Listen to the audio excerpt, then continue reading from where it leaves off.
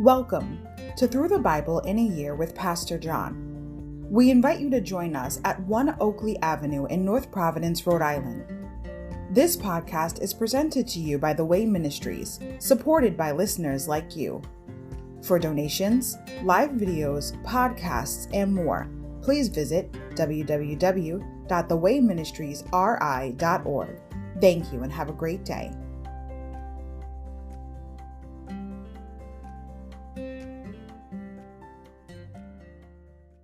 Hi everybody, welcome to Through the Bible in a Year with Pastor John. So glad you could join me today to get a portion of God's Word. Today we're going to begin with day 123, May 2nd, Ezra chapters 4 to 6, completion of the temple project. Overview. The task of rebuilding the temple involves more than simply organizing men and materials. Antagonism from local citizens soon arises to threaten the project. Deceitful offers of help, open attack, false accusations, each must be handled by Zerubbabel and the other leaders with conviction and courage. Although the builders are temporarily stopped, the prophets Haggai and Zechariah emerge to exhort the people not to throw in the trowel, so to speak. Darius, a sympathetic new Persian king, at last ends the 15-year construction delay by reconfirming the proclamation of Cyrus: God's temple must be completed. Chapter 4, restraining the builders, opposition. Chapter 5, reinstating the builders, resolution. Chapter 6, reaching the goal, completion.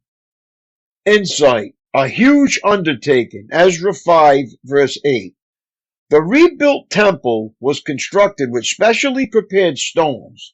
5 verse 8. The size of these stones is unspecified, but they were large enough to cause Jesus' disciples to gaze at them in amazement. Mark 13:1. Insight. Behind the scenes, Ezra 6:22. In a book entitled Ezra, you would expect the title character to play a prominent role. With the help of a Bible concordance, or just by retracing your steps, see how many times Ezra's name appears in the first 6 chapters. The answer may surprise you. Ezra, chapter 4. Enemies oppose the rebuilding. The enemies of Judah and Benjamin heard that the exiles were rebuilding a temple to the Lord, the God of Israel. So they approached Zerubbabel and the other leaders and said, "Let us build with you, for we worship your God just as you do. We have sacrificed to him ever since King Esarhaddon of Assyria brought us here." But Zerubbabel, Jeshua, and the other leaders of Israel replied, "You may have no part in this work. We alone will build a temple for the Lord, the God of Israel, just as King Cyrus of Persia commanded us." Then the local residents tried to discourage and frighten the people of Judah to keep them from their work. They bribed agents to work against them and to frustrate their plans. This went on during the entire reign of King Cyrus of Persia and lasted until King Darius of Persia took the throne. Later opposition under Xerxes and Artaxerxes. Years later, when Xerxes began his reign, the enemies of Judah wrote a letter of accusation against the people of Judah and Jerusalem. Even later, during the reign of King Artaxerxes of Persia, the enemies of Judah, led by Bishlam, Mithridates, and Tabeel, sent a letter to Artaxerxes in the Aramaic language, and it was translated for the king. Raham, the governor, and Shishmashai, the court secretary, wrote the letter telling King Artaxerxes about the situation in Jerusalem. They greeted the king for all their colleagues, the judges and local leaders, the people of Tarpel, the Persians, the Babylonians, and the people of Erech and Susha, that is, Elam. They also sent greetings from the rest of the people whom the great and noble Ashurbanipal had deported and relocated in Samaria and throughout the neighboring lands of the province west of the Euphrates River. This is a copy of their letter. To King Artaxerxes, from your loyal subjects in the province west of the Euphrates River. The king should know that the Jews who came here to Jerusalem from Babylon are rebuilding this rebellious and evil city. They have already laid the foundation and will soon finish its walls. And the king should know that if this city is rebuilt and its walls are completed, it will be much to your disadvantage, for the Jews will then refuse to pay their tribute, customs, and tolls to you. Since we are your loyal subjects and do not want to see the king dishonored in this way, we have sent the king this information. We suggest that a search be made in your ancestors' records, where you will discover what a rebellious city this has been in the past. In fact, it was destroyed because of its long and troublesome history of revolt against the kings and countries who controlled it. We declare to the king that if this city is rebuilt and its walls are completed, the province west of the Euphrates River will be lost to you.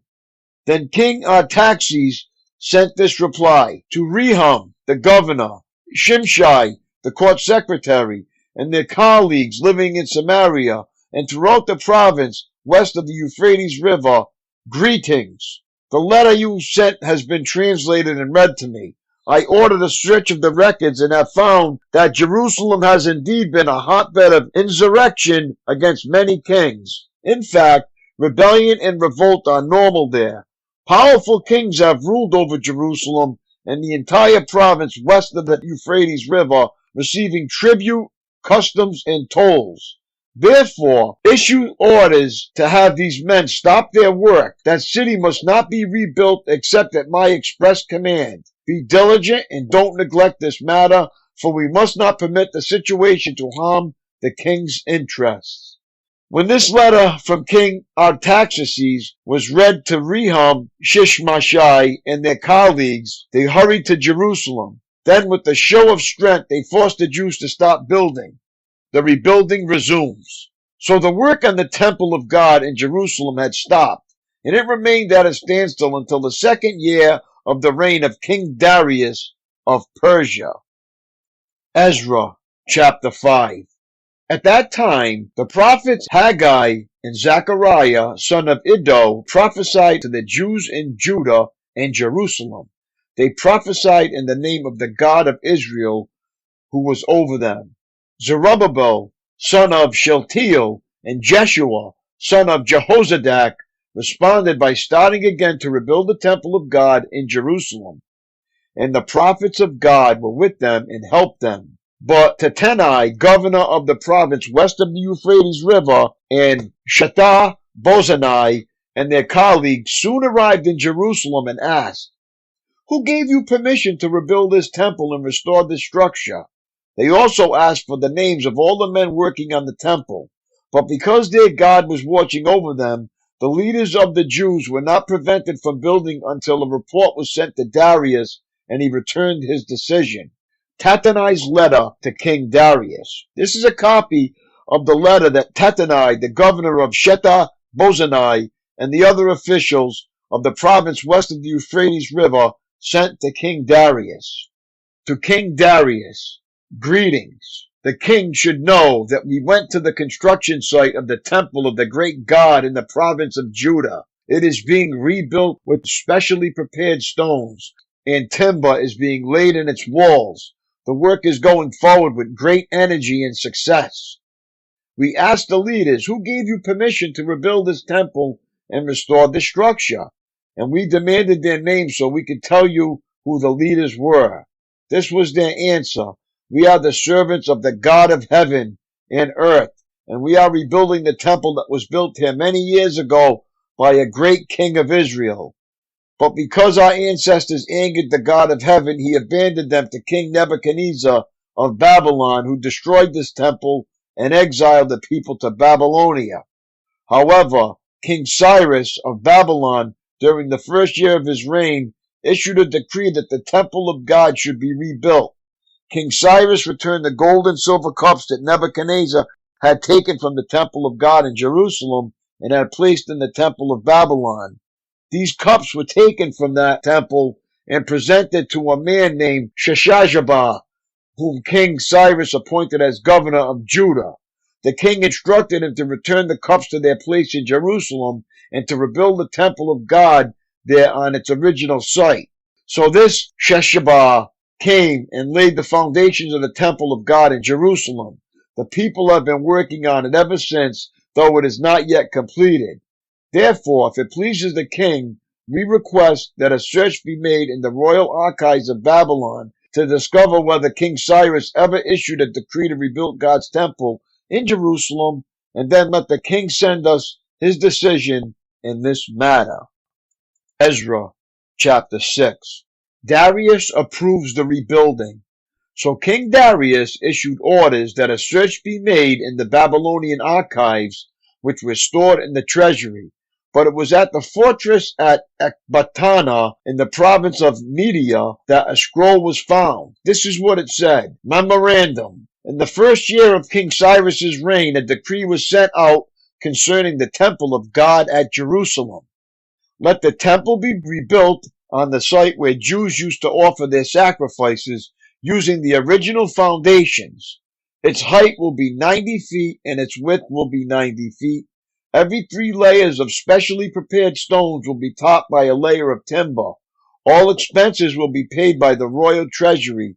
Furthermore, the gold and silver cups, which were taken to Babylon by Nebuchadnezzar from the temple of God in Jerusalem, must be returned to Jerusalem and put back where they belong.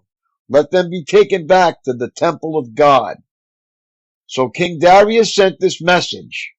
Now therefore, Tattenai, governor of the province west of the Euphrates River, and Shethar-Bozenai, and your colleagues and other officials west of the Euphrates River, stay away from there. Do not disturb the construction of the temple of God. Let it be rebuilt on its original site, and do not hinder the governor of Judah and the elders of the Jews in their work. Moreover, I hereby decree that you are to help these elders of the Jews as they rebuild this temple of God. You must pay the full construction cost without delay from my taxes collected in the province west of the Euphrates River, so that the work will not be interrupted.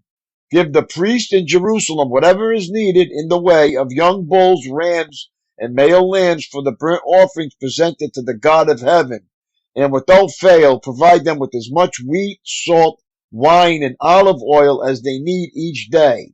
Then they will be able to offer acceptable sacrifices to the God of heaven and pray for the welfare of the king and his sons. Those who violate this decree in any way will have a beam pulled from their house. Then they will be lifted up and impaled on it, and their house will be reduced to a pile of rubble. May the God who has chosen the city of Jerusalem as the place to honor his name destroy any king or nation that violates this command and destroys this temple. I, Darius, have issued this decree. Let it be obeyed with all diligence. The temple's dedication. Tattenai, governor of the province west of the Euphrates River, and Shethar-Bozenai and their colleagues complied at once with the command of King Darius. So the Jewish elders continued their work, and they were greatly encouraged by the preaching of the prophets Haggai and Zechariah, son of Iddo. The temple was finally finished, as had been commanded by the God of Israel and decreed by Cyrus, Darius, and Artaxerxes, the kings of Persia. The temple was completed on March 12th, during the 6th year of King Darius's reign. The temple of God was then dedicated with great joy by the people of Israel, the priests, the Levites, and the rest of the people who had returned from exile. During the dedication ceremony for the temple of God, 100 young bulls, 200 rams, and 400 male lambs were sacrificed, and 12 male goats were presented as a sin offering for the 12 tribes of Israel. Then the priests and Levites were divided into their various divisions to serve at the temple of God in Jerusalem, as prescribed in the book of Moses. Celebration of Passover. On April 21st, the returned exiles celebrated Passover. The priests and Levites had purified themselves and were ceremonially clean. So they slaughtered the Passover lamb for all the returned exiles, for their fellow priests, and for themselves. The Passover meal was eaten by the people of Israel who had returned from exile and by the others in the land who had turned from their immoral customs to worship the Lord, the God of Israel. Then they celebrated the festival of unleavened bread for 7 days. There was great joy throughout the land because the Lord had caused the king of Assyria to be favorable to them, so that he helped them to rebuild the temple of God, the God of Israel. My daily walk. Ours is an instant society in which immediate results have become our expectation.